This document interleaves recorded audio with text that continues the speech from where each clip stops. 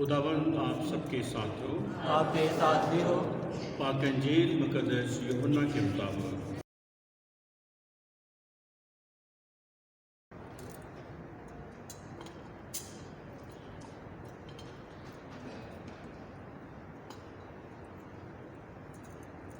उस वक्त ईद फिसह से पहले यसू ये जानते हुए कि मेरा वक्त नज़दीक आ पहुँचा है, दुनिया से रहलत करके बाप के पास जाऊँ, जबकि अपनों को जो दुनिया में थे प्यार करता था और उन्हें आखिर तक प्यार करता गया। और शाम का खाना खाते वक्त जबकि शैतान ने यहूदा बिन अस्करियोती के दिल में डाला था कि उसे पकड़वाए, ये जानते हुए कि बाप ने सब चीज़ें मेरे हाथ में कर दी हैं और कि मैं बाप से खुदा से निकला और खुदा के पास वापस जाता हूँ। उसने खाने से उठकर अपना लिबास उतारा और एक केतानी कपड़ा लेकर अपनी कमर में बांधा और उसके बाद बासन में पानी डालकर शागिर्दों के पाँव धोए। और जो केतानी कपड़ा कमर में बांधा था उससे पूछने लगा। बस वो शमौन पतरस के पास आया। इसने उससे कहा, ए खुदावंद, क्या तू मेरे पाँव धोता है? यसू ने जवाब में उसे कहा कि जो कुछ मैं करता हूँ अब तू नहीं जानता, मगर बाद में समझेगा। पतरस ने उससे कहा, तू मेरे पाँव अब तक कभी ना धोएगा।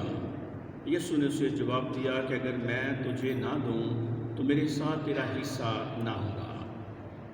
शमौन पतरस ने उससे कहा, ए खुदावंद, सिर्फ मेरे पाँव ही नहीं बल्कि मेरे हाथ और मेरा सिर भी। यसू ने उससे कहा, वो जो नहा चुका है उसे धोने की हाजत नहीं, बल्कि सरासर पाक है। तुम भी पाक हो, लेकिन सब के सब नहीं, चूँकि वो अपने पकड़वाने वाले को जानता था। इसलिए उसने कहा कि तुम सब पाक नहीं हो।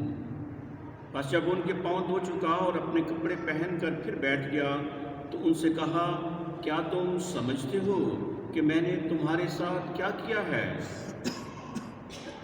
तुम मुझे उस्ताद और खुदावंद कहते हो और खूब कहते हो, क्योंकि मैं हूँ। बस जब मैंने उस्ताद और खुदावंद होकर तुम्हारे पाँव धोए तो चाहिए कि तुम भी एक दूसरे के पाँव धोया करो। इसलिए मैंने तुम्हें नमूना दिया है ताकि जैसा मैंने तुम्हारे साथ प्यार किया वैसा ही तुम भी किया करो। पाक इंजील के वसीले से हम सब के गुनाह मुआफ़ किए जाएं। प्यारे भाइयों और बहनों, आज हम 3 रोज़ा इबादत का आगाज़ कर चुके हैं, जो आज पाक जुमेरात की शाम से शुरू होकर हफ्ता की रात तक जारी व सारी रहेगी। इसलिए पाक माँ कलीसिया इन 3 दिनों में कहीं भी प्राइवेट इबादत की इजाज़त नहीं देती है, ताकि कलीसिया एक जमात की सूरत में खुदा की हुजूरी में जमा हो, क्योंकि यूखरिस्ती इबादत बज़ाते खुद एक जमाती इबादत है। इन 3 अयाम में हम पाशकाई बेद जो नुक्ता आरूज पर है उस पर ध्यान व ज्ञान करते हैं। ये पाशकाई बेद दरअसल क्या है? ये पाशकाई बेद मसीह खुदावंद का दुख उठाना है। ये पाशकाई बेद मसीह खुदावंद का मसलूब किया जाना है। और ये पाशकाई बेद मसीह खुदावंद का 30वें रोज़ मुर्दों में से जी उठना है। ये तीनों अमाम मिलकर ये पाशकाई भेद को मुकम्मल करते हैं। और यही भेद जो कि है वो मसीही अक़ीदे का मरकज़ी नुक्ता नज़र है और मसीही ईमान की चट्टान है। मसीह खुदावंद का झूठने से पहले उसका दुख उठाना और मसलूब किया जाना लाजम है। अगर वो दुख नहीं है, वो मसलूबियत नहीं है, तो फिर जी उठना मनाना, उस ईद को सेलिब्रेट करना हमारे लिए फ़ायदा बख्श नहीं है। लिहाजा ये तीनों नुक्ते इस ईद को मुकम्मल करते हैं कि मसीह खुदावंद का दुख उठाना, मसलूब किया जाना और 30वें रोज़ मुर्दों में से जी उठना। पाक हफ्ता के ये 3 दिन کلیسیائی لتوریائی سال میں جو عبادتی کیلنڈر ہے اس میں بڑی اہمیت کے حامل ہے۔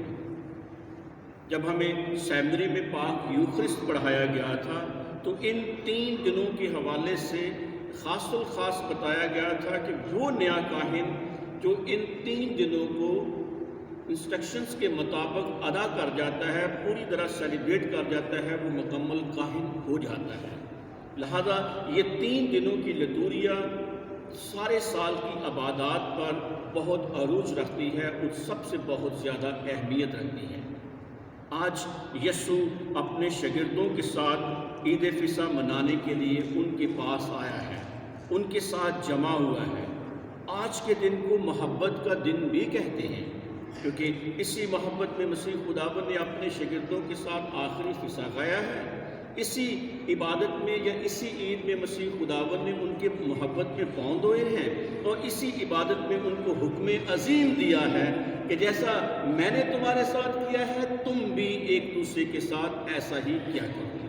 کیونکہ آج کے دن اس لیے ہم اسے محبت کا دن کہتے ہیں، کیونکہ آج کے دن خدا خود انسان کی خدمت کرتا ہے۔ وہ خدا جس کی خدمت کے لیے دنیا کی ہر چیز جو کہ ہے وہ خلق کی گئی ہے، اور آج وہ محبت کی ایک اعلیٰ اور عمدہ مثال ہمارے سامنے پیش کرتا ہے۔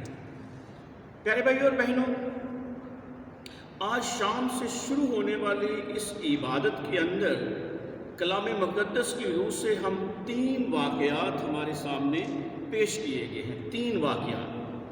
ایک واقعہ جس کا ہم نے پرانے عہد نامے میں ذکر سنا ہے، مصر میں فصح کا کھانا، وہ پوری کہانی جو کہ ہے وہ ہمارے سامنے بیان کر دی گئی ہے کہ کس طرح آپ لوگوں نے یہ فصح منانا ہے، برے کو ذبح کرنا ہے، برا بکری کا ہونا چاہیے یا بھیڑ کا ہونا چاہیے۔ یہ کلام مقدس کے مطابق تمام ہدایات جو کہ ہے وہ ان تک پہنچا دی گئی ہیں، اور اس کہانی کا خلاصہ یا لب لباب یا اس کا حاصل یہ ہے کہ یہ دن تمہارے لیے یادگار ہوگا۔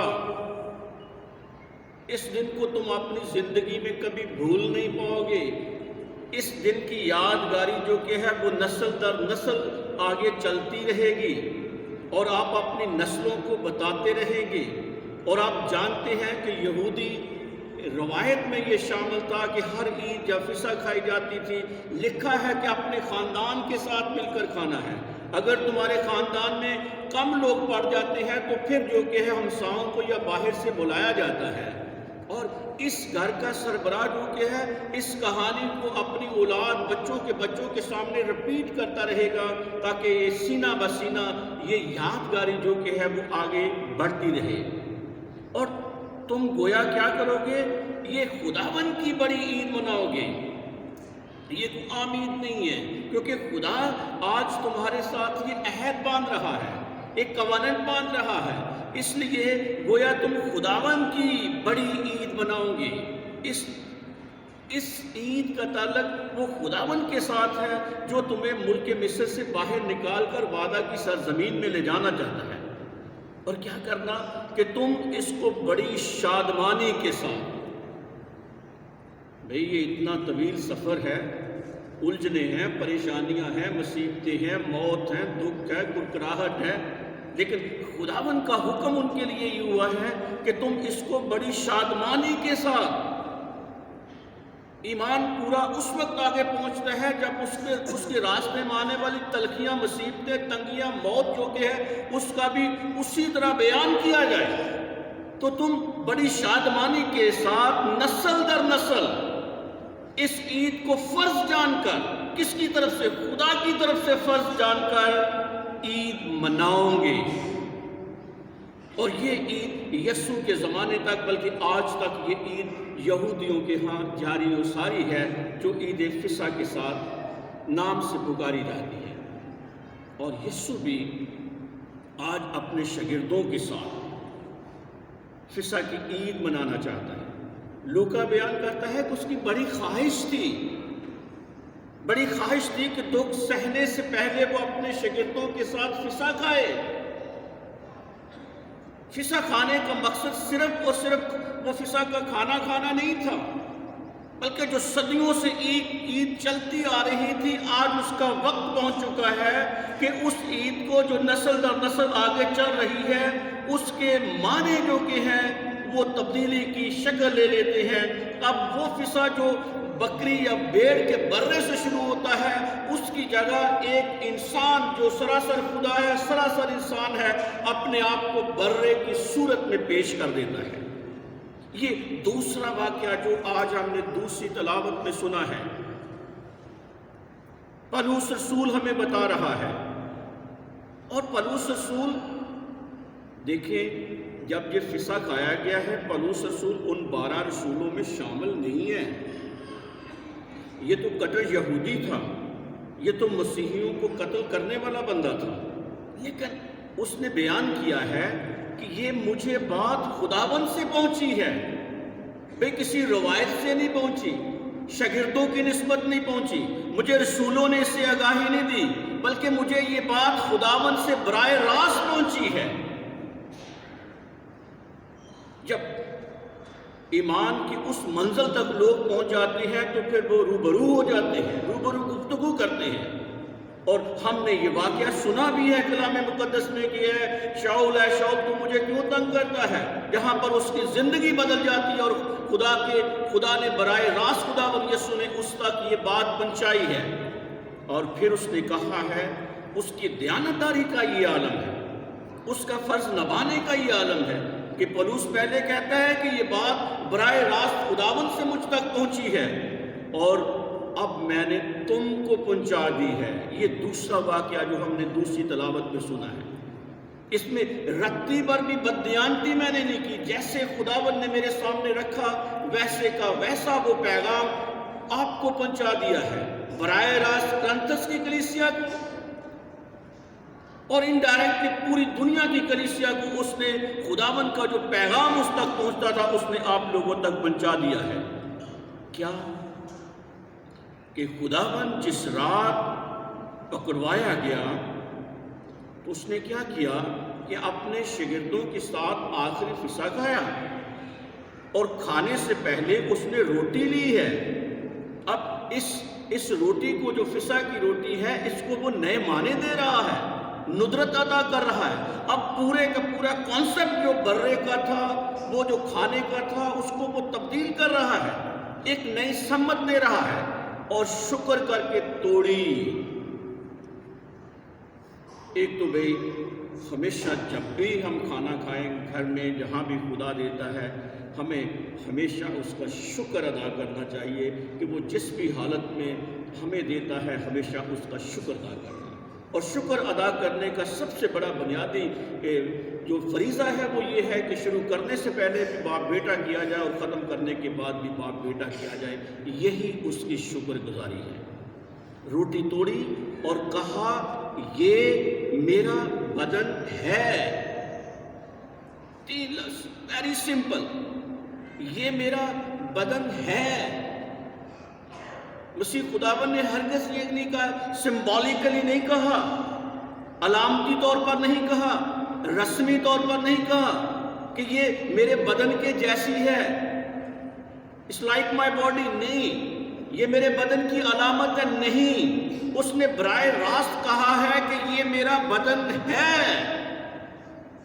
جب ہے تو اسی وجہ سے ہم رہتی دنیا تک اس کے حکم کے مطابق اس کی یادگاری کے لیے ہم اس کو مناتے رہیں گے، اس لیے کیونکہ یہ ہمارے خداوند کا بدن ہے۔ جب اس کے کاہن یہ مسیح خداوند کے الفاظ دہراتے ہیں تو اس وقت کاہن موجود نہیں ہوتا، مسیح خداوند بذات خود اس الطار پر موجود ہوتا ہے، اس ایمان کے ساتھ کہ اب یہ روٹی نہیں ہے بلکہ یہ مسیح خداوند، زندہ مسیح خداوند کا بدن ہے جس کو ہمیں لینے کے لیے کہا گیا ہے۔ اور کتنا بڑا کہا گیا ہے کہ جو میرا بدن لیتا اور میرا خون پیتا ہے وہ مجھ میں ہے، اور جو میرا بدن اور خون نہیں لیتا، نہیں پیتا، نہیں کھاتا وہ مجھ میں نہیں ہو سکتا، اس کا میرے ساتھ کوئی حصہ نہیں ہے۔ اس لیے پاک ماں کیتھولک کلیسیا کا یہ کامل اور مکمل ایمان ہے کہ یہ مسیح خداوند کا بدن ہے، ٹرولی یہ مسیح خداوند کا بدن ہے۔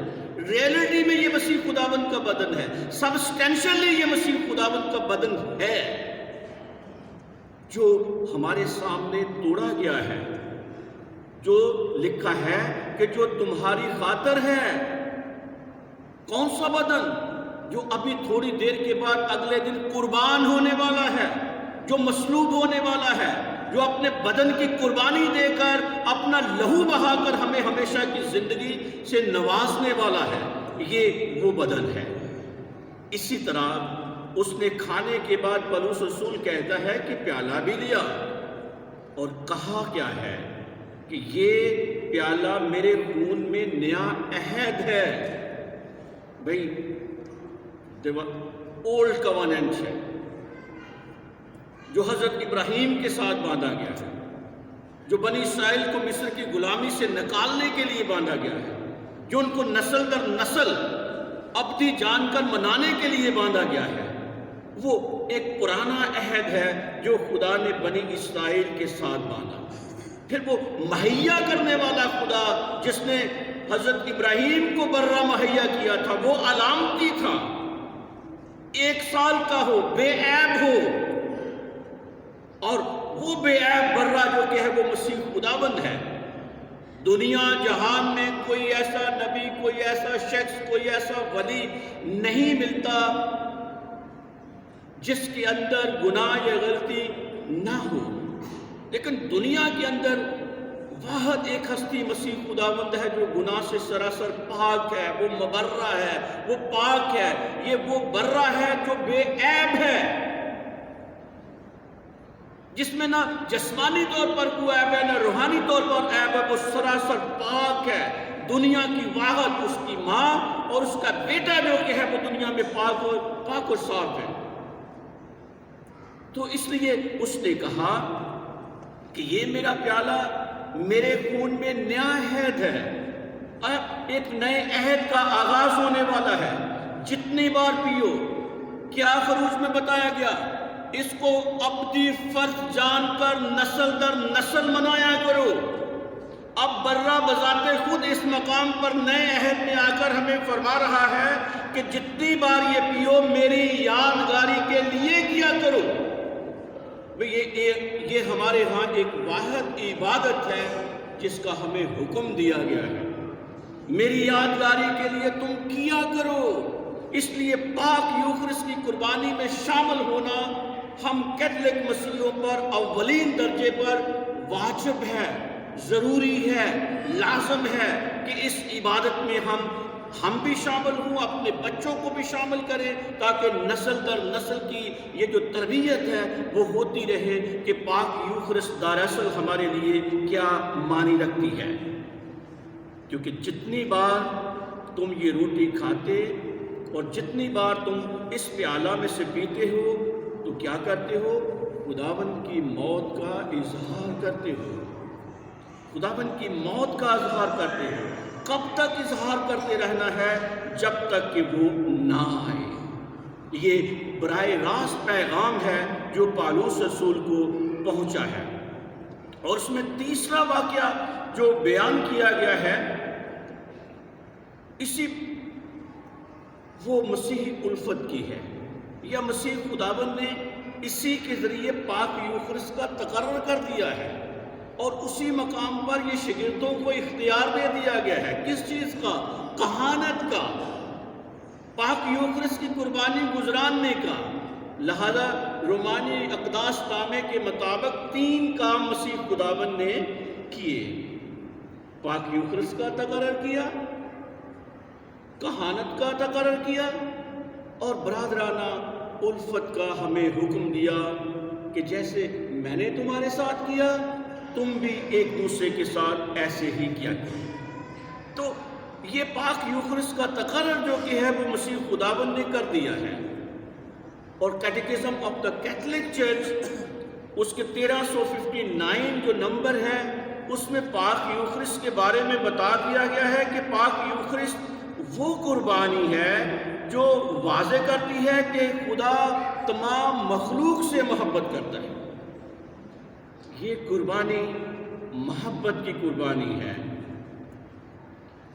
کیونکہ اس قربانی میں بنی نوع انسان سے محبت کرنے والا قربان ہوا ہے۔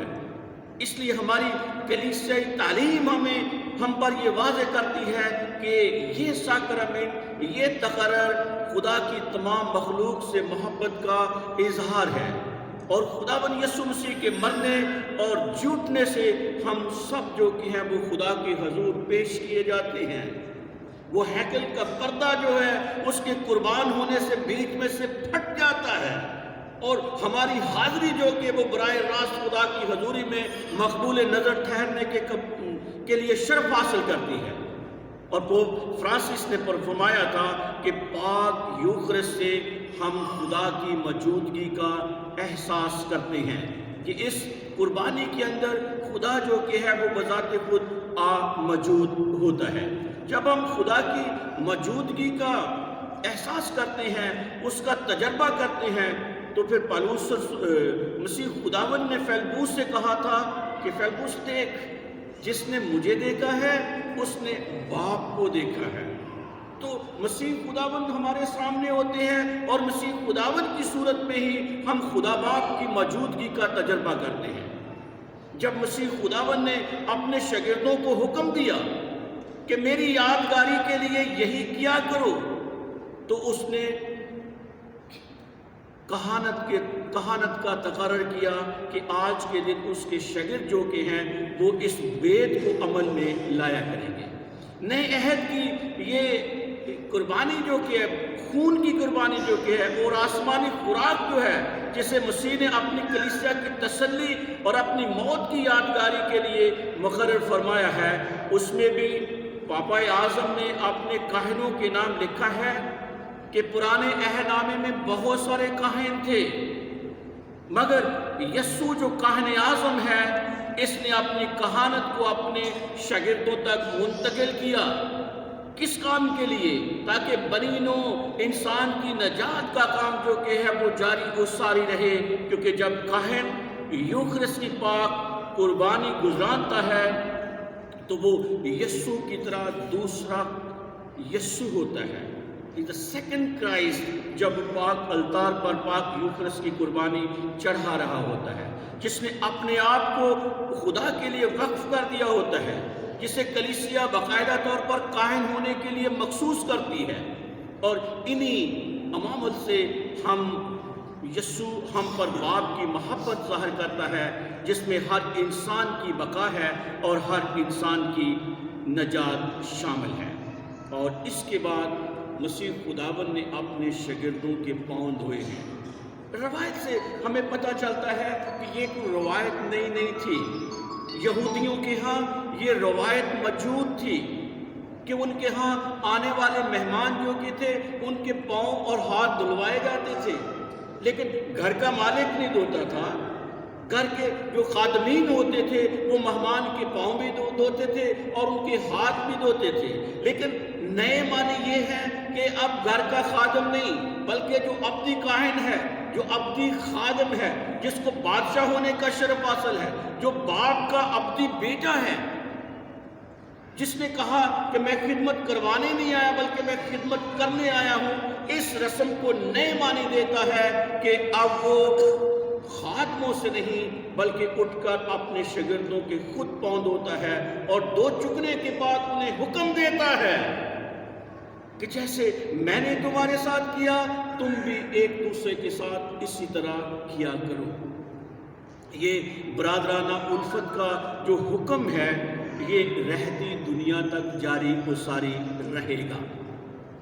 خدا کے کلام میں لکھا ہے کہ خدمتیں طرح طرح کی ہیں، خدمتیں طرح طرح کی ہیں۔ بیپتسمہ کے ذریعے ہم سبھی مسیح خداوند کی کہانت میں شامل ہو جاتے ہیں، بیپتسمہ کے ذریعے ہم سبھی مسیح خداوند کی بادشاہت میں شامل ہو جاتے ہیں، اور اس بادشاہ کے ساتھ ہم اس کے بیٹے اور بیٹیاں ہونے کے ناطے، کیونکہ اس نے ہمیں دوست کہا ہے، اپنے بھائی کہا ہے، اپنی بہنیں بولا ہے، اور وہ میراث جو باپ کی طرف سے اسے دی گئی ہے اس میراث میں وہ ہمیں بھی شامل کرنا چاہتا ہے۔ تو ہم اس کی بادشاہت کا بھی حصہ بنتے ہیں، اس کی کہانت کا بھی حصہ بنتے ہیں، اور اس کے نبوی کردار میں بھی شامل ہو جاتے ہیں۔ اور اب اس مقام پر دو طرح کی کہانت ہے۔ ایک عام کہانت ہے جو ہم بپتسمہ کے ذریعے حاصل کرتے ہیں، اور آج کی جو پاک ماس کی لتوریا ہے یہ ایمانداروں کو ترغیب دیتی ہے، سمجھاتی ہے، ہم پر آگاہ کرتی ہے کہ جس طرح انہوں نے روح القدس کی نعمتیں مفت پائیں، اسی طرح وہ مختلف طرح کی نعمتوں کے ذریعے کلیسیا کی تعمیر و ترقی میں اپنا حصہ ڈالتے رہیں۔ بپتسمہ کے ذریعے آپ سبھی کاہن ہیں، اور اس کے ساتھ ساتھ خدا نے آپ لوگوں کو مختلف توڑوں سے نوازا ہے، مختلف نعمتوں سے نوازا ہے، مختلف برکات سے نوازا ہے، اور یہ نعمتیں، یہ توڑے، یہ سب کچھ خدا کے لیے جاری و ساری رہنے چاہیے۔ مقدس پطرس نے کیا کہا ہے؟ بھئی تم چنی ہوئی نسل ہو۔ کیسے چنی ہوئی نسل ہو؟ بپتسمہ جب مسیح خداوند کے نام کا لے لیا ہے تو اب سے تم چنی ہوئی نسل ہو۔ لکھتا ہے کہ تمہاری کوئی اوقات نہ تھی، تمہیں کوئی پوچھنے والا نہیں تھا، لیکن آج تمہارا تعلق جو کہ ہے وہ چنی ہوئی نسل کے ساتھ ہے۔ کس وسیلے سے؟ مسیح خداوند کے وسیلے سے۔ آج تمہارا تعلق شاہی کہانت کے ساتھ ہے، آج تمہارا تعلق مقدس قوم کے ساتھ ہے، آج تمہارا تعلق مقدس میراث کی امت کے ساتھ ہے۔ کس کام کے لیے؟ اگر تعلق ہے، شاہی نسل سے بھی تعلق رکھنا چاہتے ہیں تو پھر اس کے لوازمات جو کہ شاہی نسل کے وہ پورے کرنے پڑیں گے۔ اگر ہم شاہی کہانت کے ساتھ تعلق رکھتے ہیں تو پھر اس کے لوازمات پورے کرنے پڑیں گے۔ اگر ہم سمجھتے ہیں کہ ہمارا تعلق میراث کی امت کے ساتھ ہے تو اس امت کا لحاظ کرنا پڑے گا۔ کیا لکھا ہے؟ تاکہ تم اس کی خوبیاں ظاہر کرو۔ کس کی؟ جس نے تمہیں اس شاہی نسل میں بلا لیا ہے، جس نے تمہیں شاہی کہانت میں بلا لیا ہے، جس نے تمہیں میراث کی امت میں بلا لیا ہے، اس کی خوبیاں ظاہر کرو۔ کن چیزوں سے؟ جو رب العزت نے آپ لوگوں کو نعمتیں عطا کی ہیں، برکات عطا کی ہیں، توڑے عطا کیے ہیں۔ جو بھی خدا نے دیا ہے اس کو سمجھیں کہ آپ نے خدا کے لیے استعمال کرنا ہے۔ کون؟ جس نے تاریکی میں سے تم کو نور میں بلا دیا ہے۔ اندھیرے میں بیٹھے ہوئے تھے، کسی چیز کا علم نہیں تھا، لیکن اس نے تاریکی میں سے ہمیں نور میں بلا لیا ہے تاکہ ہم خدا کی امت ہوں۔ پہلے تم پر رحمت نہیں ہوئی تھی بھئی، اب اس کے پاک اور پوتر خون کے وسیلے سے آپ پر رحمت ہو گئی ہے، اور اس رحمت کی بدولت ہم جس بھی کام پر ہیں، جو بھی ہمارے پاس کام ہے، ہمارے پاس جو بھی توڑا ہے، اس توڑے کے مطابق ہم نے اس کی خوبیاں ظاہر کرنی ہے۔ اپنے کام سے، اپنے کردار سے، اپنی باتوں سے، اپنے رویے سے، اپنے بیہیویئر سے، اپنے ایٹیٹیوڈ سے ایک مسیحی ہونے کا ثبوت دینا ہے۔ اور دوسرے نمبر پر ایک مخصوص کہانت ہے، فنکشنل پریسٹہڈ، جو کہیں پاک التار پر پاک ماس کی قربانی گزرانتے ہیں۔ اور مقدس پطرس نے ہی اس کے بارے میں بیان کیا ہے کہ تمہارے درمیان جو کاہن ہیں ان کو کیا کرنا چاہیے۔ ایک فنکشنل کاہن ہونے کے ناطے، ایک مخصوص کاہن ہونے کے ناطے ان کے کام کیا ہے؟ میں ان کی کہانت میں شامل اور مسیح کی عزیت کا گواہ اور اس کے جلال میں شریک ہوں۔ یہ مقدس پطرس اپنا گواہی دے رہا ہے اپنے ہونے کی، کہ میں اس کی کہانت میں شامل ہوں، میں اس کی عزیت میں شامل ہوں، اور میں اس کے جلال میں شامل ہوں۔ جو ظاہر کرنے والا ہے، میں انہیں تاکید کرتا ہوں کہ تم خدا کے اس گلے کو چراؤ جو تمہارے درمیان ہے۔ کس طرح چراؤ؟ کس طرح نگہداشت کرو؟ کس طرح ان کی نگہبانی کرو؟ خدا کی مرضی کے مطابق۔ کیسے؟ خدا کی مرضی کے مطابق اور دیے گئے اختیار کے مطابق ناروا نفع کے لیے نہیں بلکہ دلی شوق کے ساتھ، لگن کے ساتھ، پیشن کے ساتھ اپنے ان لوگوں کی خدمت کرنے کے لیے آپ لوگوں کو مخصوص کیا گیا ہے۔ پیارے بھائیوں اور بہنوں، کلیسیا میں بے شمار نعمتیں ہیں، کلیسیا میں بے شمار توڑے ہیں، کلیسیا میں بے شمار برکات ہیں۔ ضرورت ہے کہ ہر ایک اپنی بلاہٹ کے مطابق خدمت کا کام جاری و ساری رکھے اور دوسروں کی نجات اور دوسرے لوگوں کی بہبود اور مکمل رہائی میں ان کا مددگار ثابت ہو۔ خداوند مجھے اور آپ سب کو خدمت میں تجدید عطا فرمائے تاکہ تمام ایمانداروں کی خدمت سے ہمارے جہاں کی بھلائی بلکہ مکمل رہائی اور ہمارے خداوند کا جلال جو کہ ہے ظاہر ہو۔ خداوند مجھے اور آپ سب کو ایسا کرنے کی توفیق دے۔